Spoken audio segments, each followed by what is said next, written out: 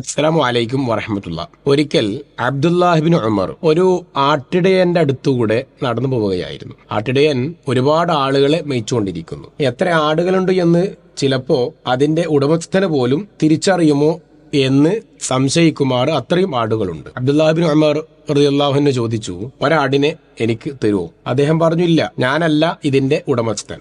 അപ്പോ അബ്ദുല്ലാഹിബിൻ ഉമർ പറഞ്ഞു, സാരല്ല, എനിക്കിപ്പോ ഒരാടിന് ആവശ്യമുണ്ട്. ഇതൊരുപാട് ആടുകളുണ്ടല്ലോ, ഒന്നൊന്നും കുറഞ്ഞാൽ പെട്ടെന്ന് മനസ്സിലാവൊന്നുമില്ല. ഇനി വേണമെങ്കിൽ ഇതിന്റെ ഉടമസ്ഥനോട് അത് നായ പിടിച്ചു എന്ന് പറഞ്ഞാൽ മതിയല്ലോ. അപ്പോ ആ ആട്ടിടയൻ പറഞ്ഞു, ഇല്ല, അള്ളാഹു കാണുന്നുണ്ട് എന്ന് പറഞ്ഞു. ഇത്തഖില്ല, അള്ളാഹുവിനെ സൂക്ഷിക്കണം എന്ന് പറഞ്ഞു.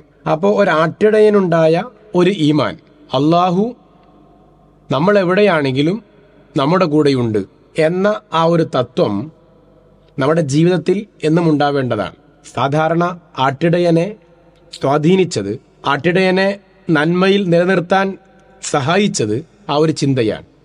നമ്മുടെ ജീവിതത്തിലും കൃത്യമായി, ന്യായമായി, നീതിയോടെ വർത്തിക്കുവാൻ ഈ ഒരു ചിന്ത, അള്ളാഹു എന്നും നമ്മുടെ കൂടെയുണ്ട്, അള്ളാഹു നമ്മുടെ കൂടെ ഉള്ളവനാണ്, അള്ളാഹു നമ്മെ നിരീക്ഷിക്കുന്നവനാണ്, അള്ളാഹു നമ്മെ നോക്കിക്കൊണ്ടിരിക്കുന്നവനാണ് എന്ന ഒരു തത്വം നമുക്കുണ്ടാവേണ്ടതുണ്ട്. അള്ളാഹു മഅി, അള്ളാഹു നാദിരി, അള്ളാഹു ഷാഹിദി എന്ന ഒരു തത്വം.